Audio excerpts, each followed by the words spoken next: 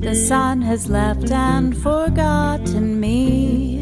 It's dark, I cannot see. Your stories don't define you, but how you tell them will. Hi, I'm Sarah Elkins, your host and chief storymaker at Elkins Consulting. Listeners, I'm going to remind you again, the stories you share say a lot about who you are. And the way you share them can change your internal dialogue, your internal messages, and your confidence. So, when you are preparing for your next interview, whether it is a job interview or a podcast interview or something else, an opportunity to network, and if that network word makes you cringe, this is even more important for you. I have a course available now called Job Interview Storytelling. It's on Udemy. Find the link at elkinsconsulting.com. Today's episode is exactly the right one for the title of the podcast. Your stories don't define you, how you tell them will.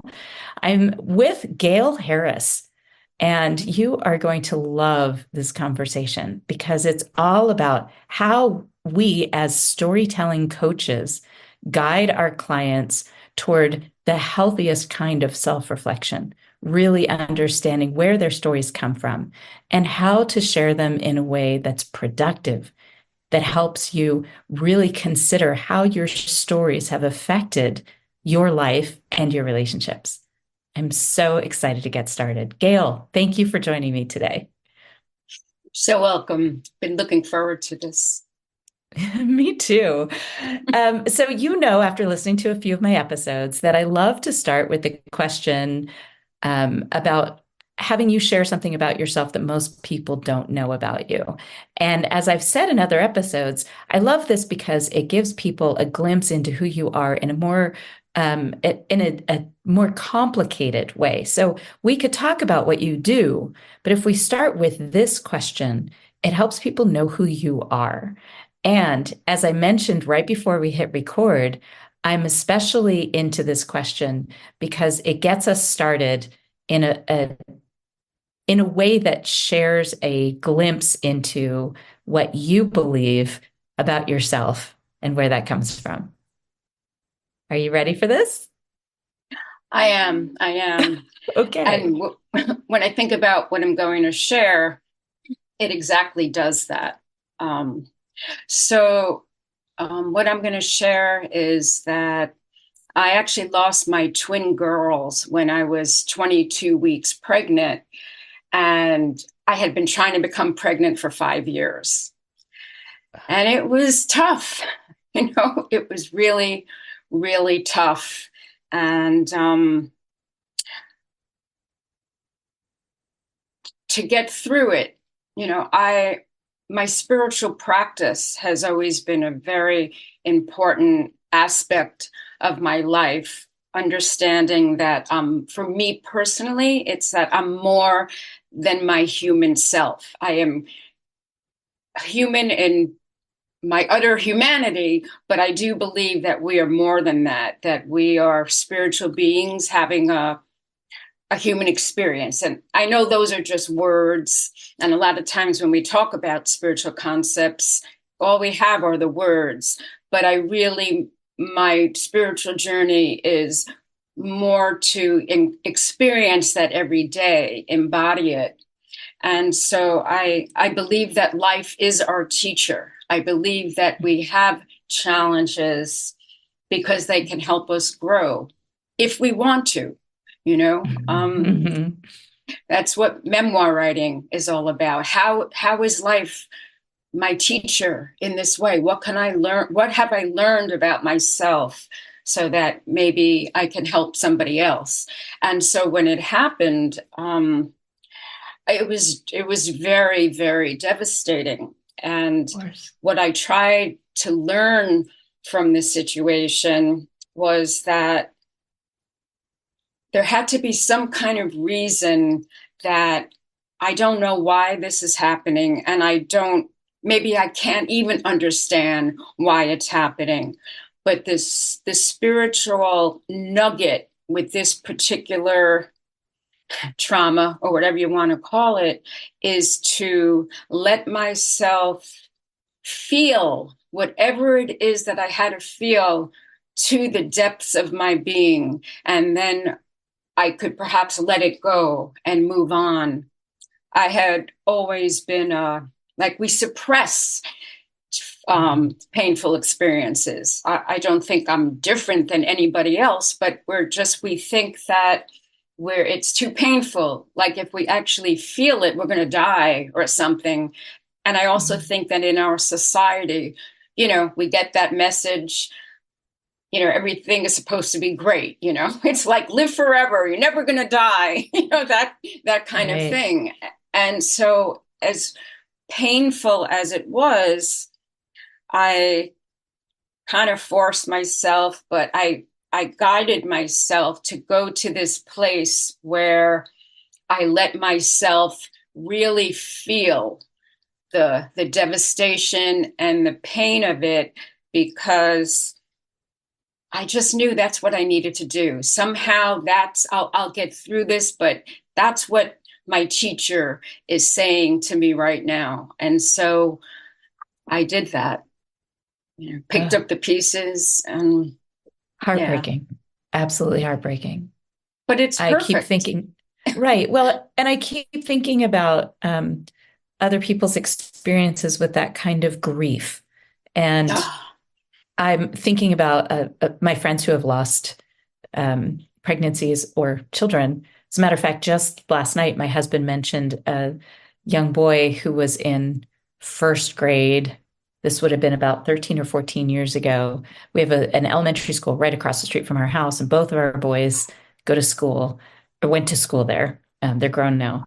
But just last night, my husband asked me the name of the boy, and it brought it all back, because grief compounds, right? It's every experience of grief comes back to you every time you have the next experience of grief. And he was saying that the tree that they planted in his memory was in full bloom, and you could smell the tree from the other side of the school. And it made me want to go over there and take a picture and send it to my friend, his mother.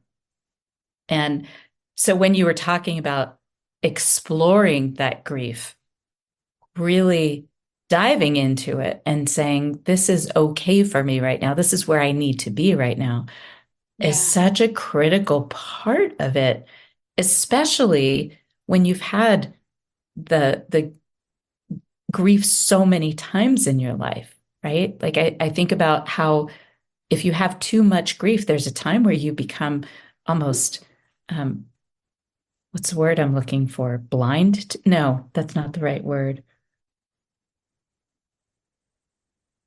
Numb. Right? There's a point where you become numb to it.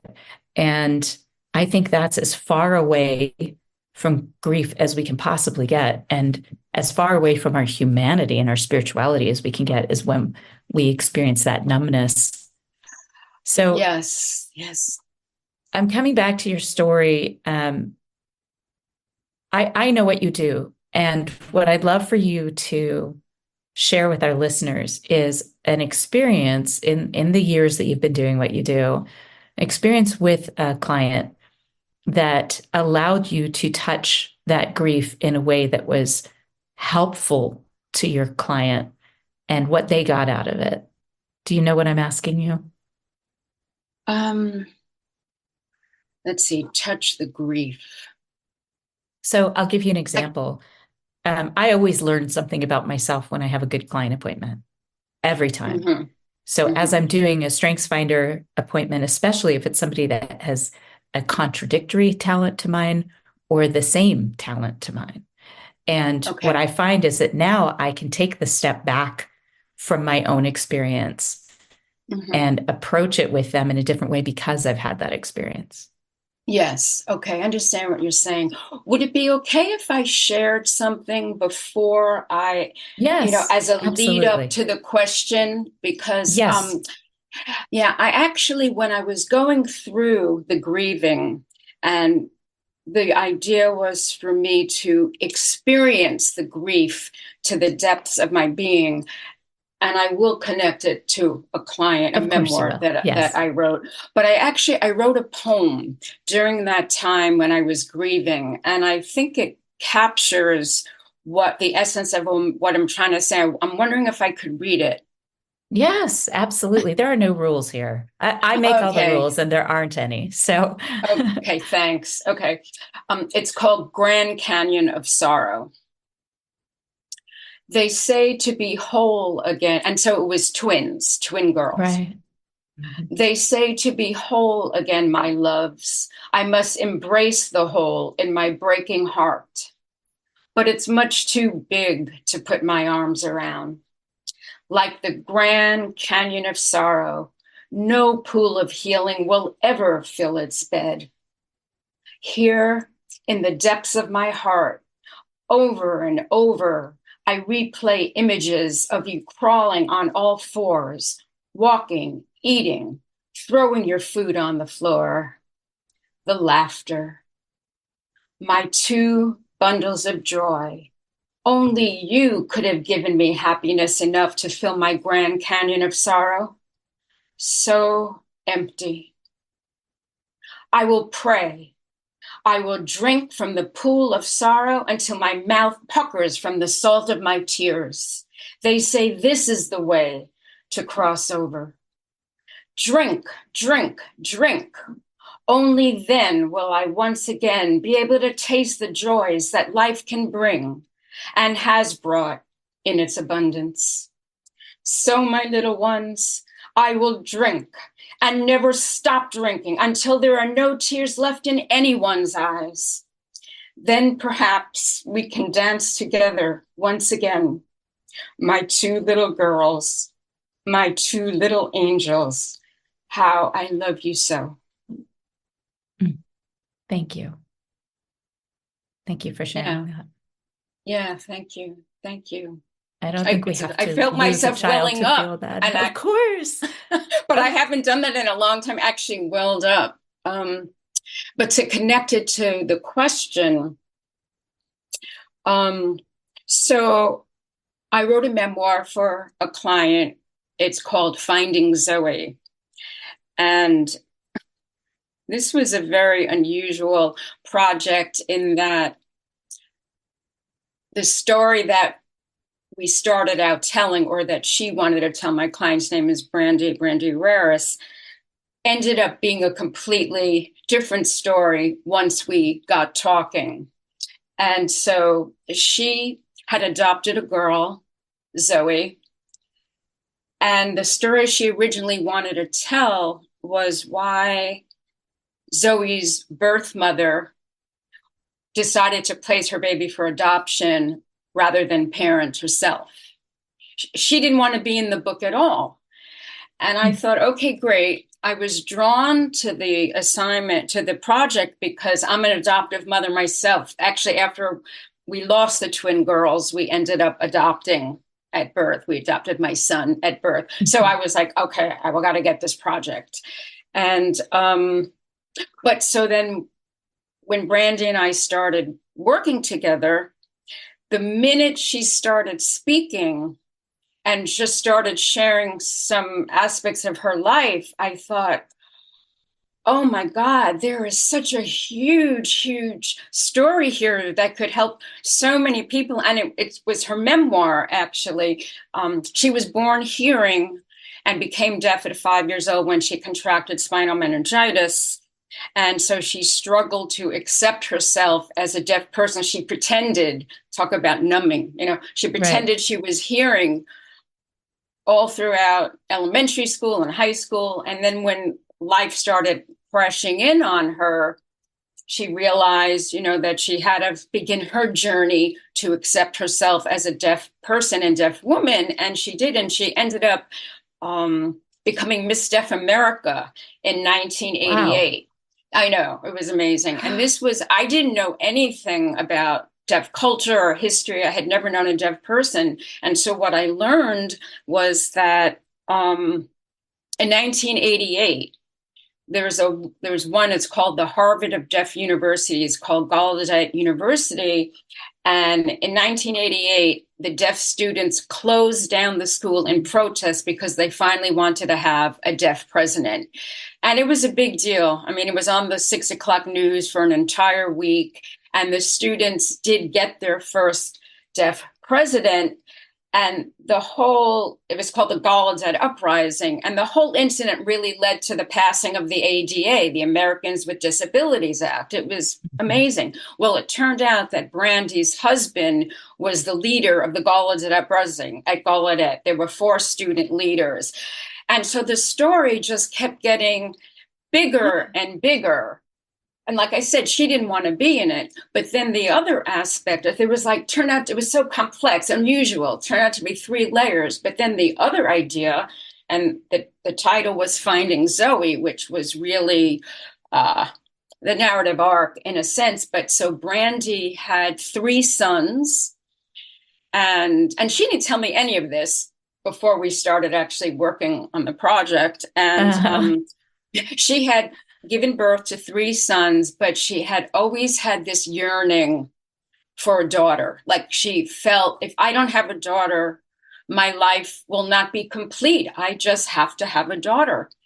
And so they decide, after the 3rd son was born, her and her husband decided to adopt. They were going to go to China to adopt.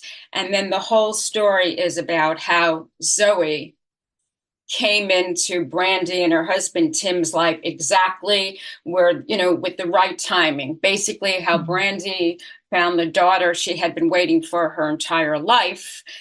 And Zoe ended up with a family that she belonged.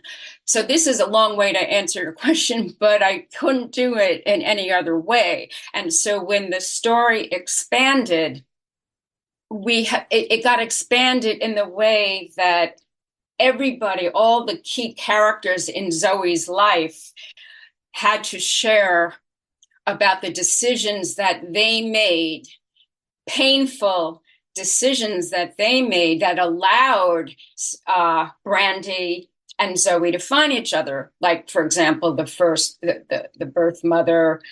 Mm-hmm. Okay, she placed the baby for adoption, but then the birth father was this young man, and she was 17. The birth mother was a one-night stand. Wow. Mm-hmm. But the birth father was one of these unusual men that he just believed in family so much. So he sued for custody. He wanted a parent. He wanted to raise Zoe, but eventually he went through soul searching and just didn't want him to. So she went and took back Zoe from foster care just so BJ wouldn't be able to raise her. It was really complex. Wow. And then there was the first adoptive family. So then BJ was the birth father. He was soul searching. And so I had to interview everybody. And it was an interesting project in the sense that the author, she was up for it, but she was actually learning about what her story was going to be the same as I was telling her, because I had to interview all these other people. And then she found out, she knew some minor understanding, but not anything in depth. Like there was a first adoptive family that had adopted Zoe. And then Zoe actually became deaf. And they were not prepared for that. They didn't sign up for that. And they felt they could not handle such a thing. So they already parented her. She was living with them for 2 months. And then they said, no, we can't do this. And they put her back into foster care. And just the whole timing, I always say the divine timing was really the story behind the story behind the story. It was incredible. And so, but one example, there are a number, but there was one example where, in terms of the grief, when I interviewed Jess, the birth mother, and she talked about just what it's like to give up your child, you know what I mean? Right. Give up your baby. It was a different situation, but intense grief, you're giving up your child. They're not dying, but you're choosing to give them up. And I remember when I was talking with her, my own, I understood that grief. So I understood it Right. from Jess, who was the birth mother, but then the first adoptive mother, Sandy, it was like she described it in the book. It was like the lowest day, like it's my daughter, and you're putting her back in the foster care system, and the grief, and how do you work that through? Of course, her story was that she knew it was the right thing, as painful Right. as it was. And then one other incident that comes to mind about the grief was, so I interviewed a lot of people for this story. It was very, very, very unusual. And so BJ, the birth father, I interviewed his parents to Oh, get more wow. information. And so when I was interviewing her, there was a story in their history where BJ's older brother lost his twin girls when she was about to. It was such a parallel that I couldn't believe it. It Wow. was, so Wow. yeah, a lot of being able to hold that grief. And I think because I did what the poem said, like Right. I just let myself feel it, because I did believe that was, I'll be able to let it go. Where if you don't feel it and you become numb, like you said, then you hang on to it forever.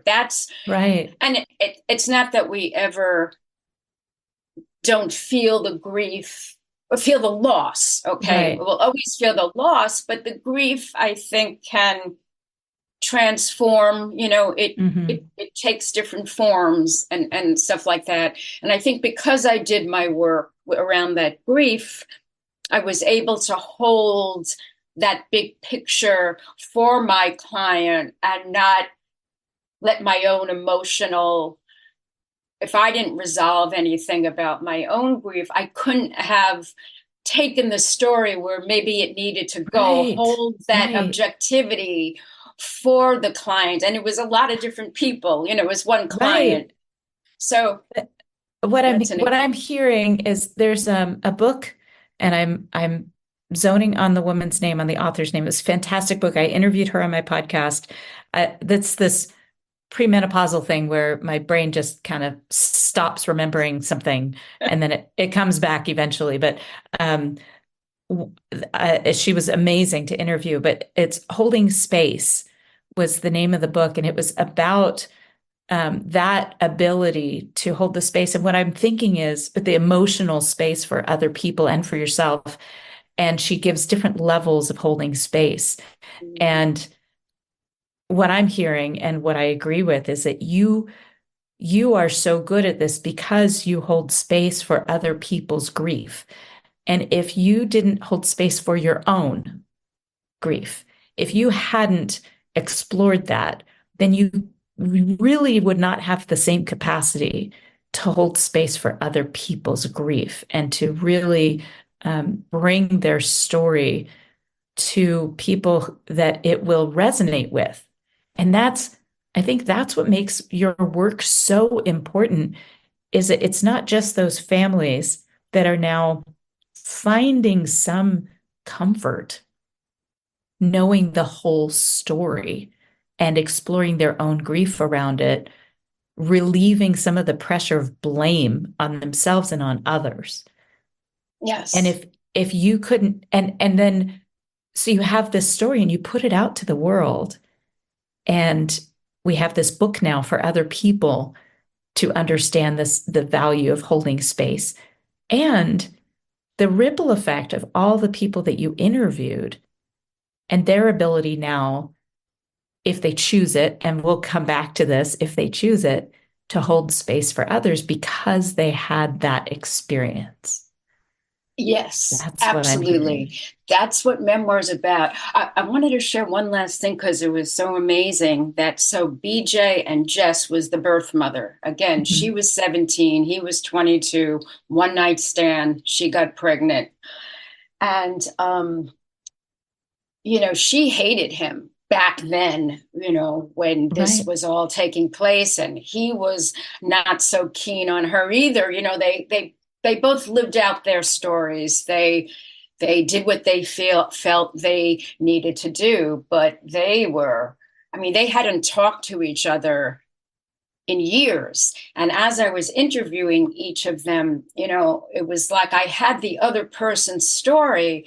And so it was a very delicate thing, because I wanted to maybe, how could I help shed the Resolve light a or little bit? right, Yeah. And right. somehow, because of the book being written and the interviewing, like 3 years later, Jess and BJ, they actually got together and they worked everything out between them because Oh, the book had been written. So that was wow. very, I just got chills. Tell me, Gail, how old is Zoe now? she's 19. Okay, so you have this story of this woman's life. And I have to ask, what about Zoe? Well, Zoe is 19 now. Is Right. that What what? is So, her experience with the book? And because I have asked my boys multiple times whenever I share stories about them, I ask, is this mm-hmm, okay? Is this how you experienced it? mm-hmm, And mm-hmm, I started doing that after I interviewed this amazing researcher at Western Washington University, Kate McLean. She is all about the narrative story, um, the effect of narrative story on identity. And one of the things mm-hmm, she said during my interview, and I'm quoting this in my book that I'm working on now, was that the stories we tell about our children affect their identity, whether they're listening to them or not, because the people around us that have heard the story, then they know the kid. So they have certain expectations. The kids will work into your expectations. We all know that. And when she said that the stories we tell about our kids, especially between ages about 17 and 20-ish, those are the stories that can really create conflict, internal and external. Because if I'm still telling a story about my experience with my kid when he was 4 and now he's 17, if he is exploring different aspects of his identity, which hopefully he is at 17, then either I'm creating a conflict between us because he doesn't see himself as that person anymore, and he will be upset by that, or he may say, oh yeah, well, my mom knows me better, so maybe she's right, maybe that is who I am. And so it can create conflict. So when I heard that, we were at the dinner table and our boys were probably about maybe 15 and 17, and I asked them at the dinner table, are there any stories I share about you, because you've heard them, I don't share them secretly, right? You've heard the stories I've told about you. Are there any you don't want me to tell anymore? Are there any that feel disconnected from who you are now? And I need you to tell me anytime you hear me sharing a story about you, I need you to tell me if it's not a story you want shared anymore. If you see it differently, I want you to tell the story, because I never want to be in the way of your self-discovery. it's beautiful. Yeah, my son has told me that he doesn't want me to share anything about him. And so I don't. And I try to work around that, because my whole life, and I mean branding, but that's the least of it, is really about healing. And again, I said, like, life is our teacher, and I have learned so much from being my son's mother in like so many ways, but I don't have the freedom to talk about it. So I guess I'm talking about it right now, but in a way that I feel is about me and not Right. about him. So I understand that from a personal perspective. To answer your question about Zoe, I don't know, because I've lost touch with Brandy, the author, over the last several years. So Mhm. But at the time, did she know this book was being written? And you Yes, she interviewed her, did. right? No, I didn't interview Zoe. I never interviewed Oh, Zoe. I interviewed 20 people, but not Zoe. so It didn't seem, she would have been about 14 at the time? let me think. Um, I don't remember exactly. I think younger. I think maybe a little bit younger. She was a year younger than my son. So how many Um, people in this story, you interviewed like 20 people, how many of them asked first, is Zoe okay with this? well, I know Brandy did, and that Yes. was really what mattered, you know. I'm just curious because of the perspective of each person, Uh-huh. right? Like, because we talk a lot about self-awareness, and what that says to me is being considerate. And the word considerate is all about being aware of the impact of our actions, our words on the people and the environment around us. That's what considerate is about. So I went off on a tangent, but No, it's a good question. I don't know the answer. Um, but I will say that the the narrative arc for the story, or when I interviewed everybody, because it was so complex, but everybody that I interviewed, I held the space that it was the decisions that they made regarding Zoe. And so everything I talked about with everybody was about how what they felt they did was for the highest good of Zoe. That was, and that if it was for the highest good of Zoe, and then it had to be for the highest good of them. In other words, it's like a spiritual understanding that if you're truly acting to the best of your ability in harmony, you take everything into consideration, like everything, you look at everything, and then you soul search and do the best all we can do is the best we can. That's all we could right, ask of ourselves. And that was what I held for everybody, and that's what the story was about, how mm-hmm. everybody, including the cosmos, including the timing, and how everything Right, was incredible, how everything came together so that this miracle happened. And, right. that they came together. It doesn't really answer your question, Well, but I there's held that space. This is for the highest good of right. all. That's the I best. guess I guess my biggest question is something that we can't answer was does Zoe feel like that was the magic? Does she, I mean, we can't know because she's 19 and it probably, she won't even really know until if she has a kid of her own, however that ends up happening, if it ever happens, to Right. understand what, that this was good or that this was a miracle, right? The reason I keep coming back to this is like, I think about people that talk about, giving the gift of life to their children. And I just think that's so backward. It's not at all how I think about it. I always think of my kids as gifts to me, not my gift to them. And when I think about that, I Mm. think, well, there were times in my older son's life that he would have preferred not to have been born. Like he had some serious trauma in his experience as a teenager.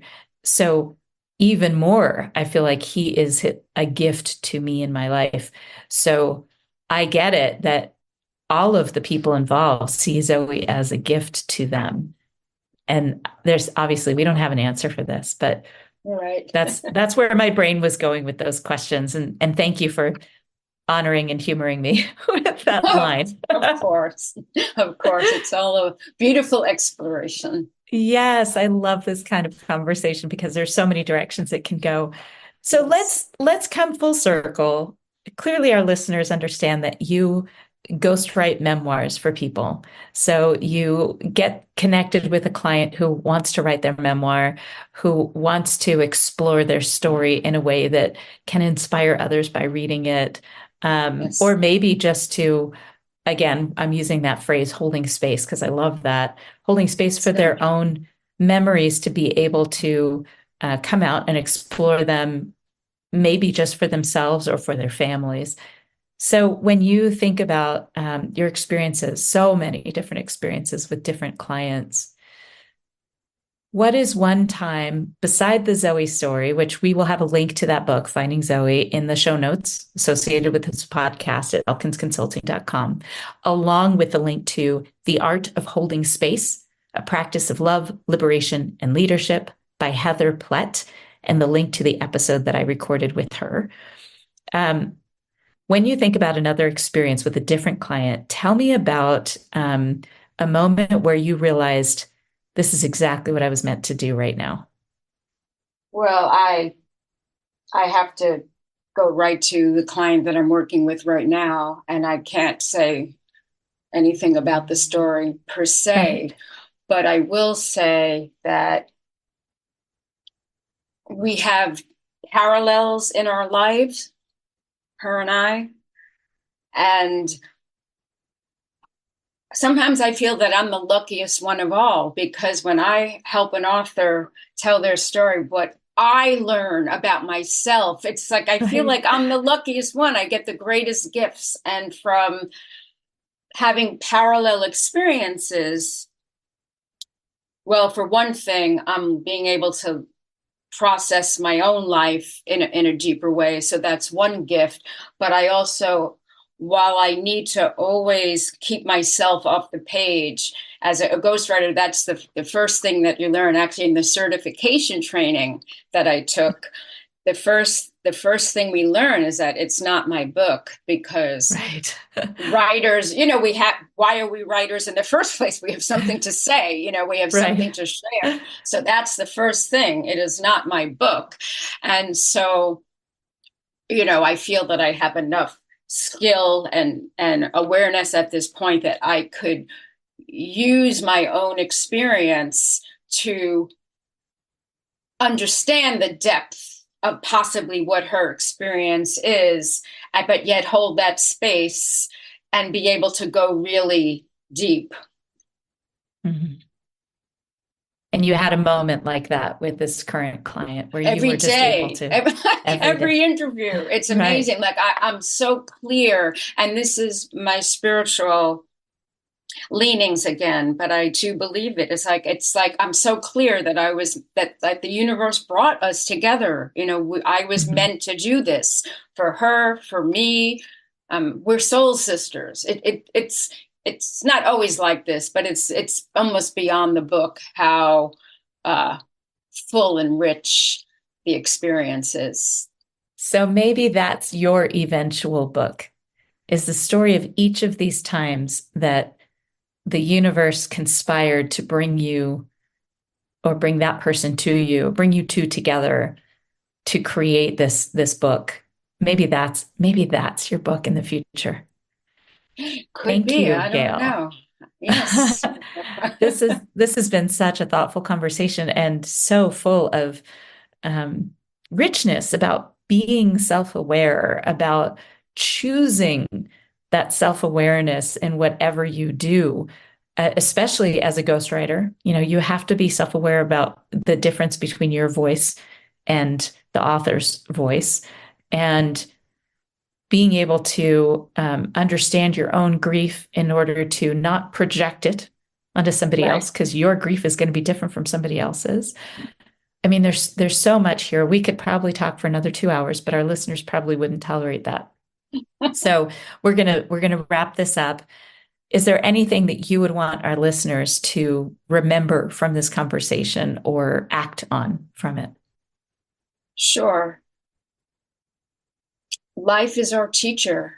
And if anybody is interested in sharing their story for whatever way, like, for example, you say, whether it's for a job interview or for a book or whatever it is, that